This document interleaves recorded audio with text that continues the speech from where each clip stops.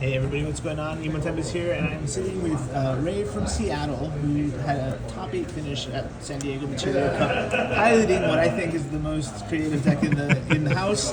Obviously I didn't see them all, but when you come here and you make top 8 with something like this, you really gotta ask the question. So Ray is playing Wind, Lightning. What would you call it, Ray? Wind, Lightning, Chaos Arc, I guess, is like the most basic. Wind, Lightning, Chaos Arc. Yep. So Ray, just go over the list for us and tell us a little bit about it, please. I guess to start off, for the last re-race at Oregon, I played a Wind, Lightning value deck, I guess you could say, with Man in Black as Zidane as like the main focus, with Quan as well to try and get some hasting in. Did okay. I believe I made either 5-2 or 4-3. I forgot, but it did decently well because currently at the time my favorite card was Man in Black and Zidane at the time, so they seem pretty to go pretty hand in hand.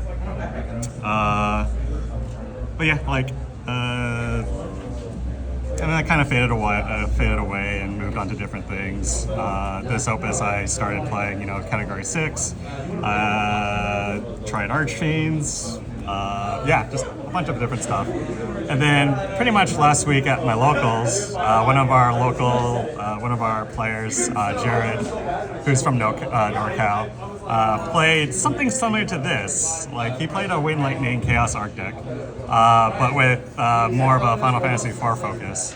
And I talked to him a little bit, and he's like, he said that he tried to get some inspiration from the deck that I played from Oregon, but with Chaos Arc mixed in with the value for Man in Black. And I'm like, okay, that sounds pretty neat. It sounds like I'll try that. I'll try and revise my old deck list with the new Opus.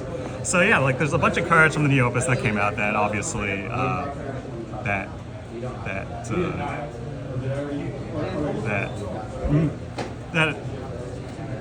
gives the deck a little bit more oomph. Like, for one, you have your Clouds. Cloud is fairly new. Has some removal capability, has some body, is pretty good overall. Obviously, and you have Arc, which is pretty much super value town, especially when you can start using it consistently with Man in Black and Lulu, especially in this type of meta where there's a lot of Warrior Lights floating around. There's a lot of just Warrior Lights, Sorai deck floating around as well. That's pretty much the deck. Okay. Can you tell us some of the interesting lines that you like that kind of help you navigate through this meta? Like, I know you played a lot of the multicolor wall Rydia decks, right? Yeah. So how do you deal with that aside from the chaos? Like, what are some of the plays? There's a few plays. You can always the usual line is to try and get 3 backups to start off. That's the main line to go. You got your Norse Talon into Uke for the multicolor, and you also have the Buddy into the Seymours to go to get your colors pretty quickly. You have your Norse Talon into Fiona, which definitely helps out if you draw your Arc but you haven't drawn your Chaos, or if you need worst case scenario, you have Man in Black. You can get Man in Black and start getting into value territory fairly early if your opponent doesn't have an answer. For the more aggressive decks, there's always a cute line of, if you have a Seymour in your hand and you have a Buddy, you can search for Seymour. Play your Seymour, get your Arc on top, and then special the Seymour if you hit it, if you get matched up into those super aggressive lines. There's definitely a few times where there was almost a possibility of doing that, but I just didn't have enough lightning CP to be able to fire off a super. Definitely against Final Fantasy or against Category 13, Man in Black is top priority plus Exion. These two cards are just basically, and Mermaid, I guess. Super top priority against 13. I went 3-0, or I played 3 Category 13 this tournament, and and did pretty well against all three of them. Yeah, once you get Man in Black out, they only have a few options of getting rid of it. Like Bahamut's one of them, like the main one, and then they have some combat trick shenanigans. If you decide to try and swing into Man in Black, they can like block with Hope and Bellius it. But you always have the option to play something of value if you get it, like Chocobo. You know, you have Man in Black out, play Chocobo, they can't block, and you also get more value. And in addition, you also get another summon off of Man in Black to protect you from the crackback. Yeah. Did you suffer at all this week with having multiple dark cards in your hand, like at all, or how do you get around that? I actually didn't experience that too often. There was definitely a couple times where I had one or the other. Like if I had an arc, like worst case scenario, you could play arc, like just hardcast 9, which happened a couple of times during a semi-mirror match, I believe, against Ryan Chen, who also was playing Chaos Arc. But yeah, like Chaos itself is pretty decent by itself. It's still usually a 7 cost Chaos or a 7 card forward that gives you a forward. So overall, I mean, I didn't have too much trouble having both of the dark cards in my hands. And I assume the Chocobo into the Chaos is a lot of value into those color pile decks, right? Like, yes, actually it actually proved a lot more useful against like a mirror match as well against other Chaos arcs.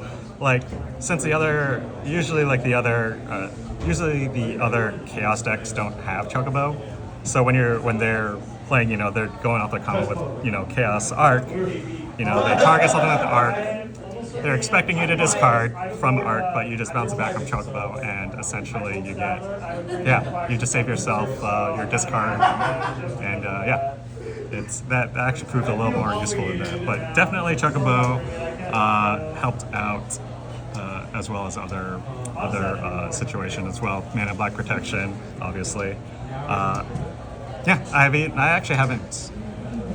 I didn't get into a situation, I believe, where I was able to play Chaos, Chocobo back, and play it again. Okay. The last little piece I'm going to bug you about, which I was on, was the Verilute and the X-Death. Can you talk a little bit more about this combo too? Yeah. It was something I was fooling around with. I was also talking to Jared a little bit about it. But yeah, like since X-Death needs 20 cards to be removed for it to gain, you know, the removal effect, Veralde allows you to just instantly activate it because, yeah, you can just remove 5, remove 10, remove 15, and then X-Death is online for the potentiality of that. In this tournament, I wasn't able to get to a situation. Well, potentially I could have, but it wouldn't work well, like what was on the table at the time. Understood. But yeah, there's definitely a few tweaks I probably I'm thinking about currently. Would you mind sharing some of those? Like what are some of the cards you would switch out, or that didn't perform as well this weekend as you had hoped, or something? I guess to start off, the Verilute, yeah. Okay. The Verilute didn't really help out too much. Sure it has haste, but when I drew into it, I never really wanted to play it. The Melusine also didn't really perform too well. Like I only played it one time during the entire match. Obviously, the dream is to have Chaos out on the field beforehand. Yeah. And then play Melusine out and then steal it and then use it. But that never really occurred. Mainly because Chaos usually dies the next turn after from whatever card they have. Right. The backup line is a little bit shaky too. As you can see, there's only 5 lightning backups, and that actually kind of hindered me sometime during the tournament, where I was always a little short on lightning CP to play lightning, my lightning summons. Maybe the 2 Althea is a little too much. Maybe just one's fine. Maybe the Sid, even though Man in Black is a highlight of the deck, maybe the Sid there's a few a few lines to try and test out. Maybe the Quan is a little too ambitious. Replace it with some other lightning backup. Seymour seemed to do all right against Final Fantasy 13, category 13. Essentially preventing a point of damage or preventing attacks by playing it and then putting Odin on top to kill their lightning if they play it. Or Okay, and I guess the last thing before we say bye, for anyone who wants to try this deck, what would you call this in terms of playstyle? Like aggro, mid range, or control? Like how would you best describe it? I would say it's a little bit of mid range, a little bit of control. Like you're getting you have Man in Black, you have Chaos, you have Arc. That's pretty much control-y-ish. Like once you get that engine up and running, and if they don't have good effective answers to that, you're just pulling ahead in value, like tremendous value. So it can deal with mid-range. It's a bit mid-range. It's a little bit controlling, I would say. Okay. Well, Ray, thank you so much for taking the time to do this. Anybody want to give a shout out to while you're here? The Seattle crew, Jared definitely for inspiring me to bring this deck to Oregon. The entire Zulu crew.